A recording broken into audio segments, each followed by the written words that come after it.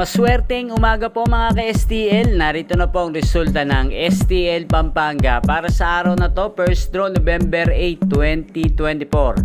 Araw ng Biyernes, naway ang mga natayaan nyo pong mga numero kanina ay manalo nawa ngayong umagang ito, 11 AM. Kaya't kunin nyo na po ang inyong mga tickets. Narito na po ang resulta.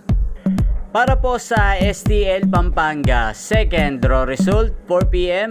Ang mga numerong nanalo, 13 at 1 in exact order sa lahat po ng tumaya kanina para sa second draw ng 13 at 1. Congrats po sa inyo, panalo po kayo. Again, 13 at 1 in exact order.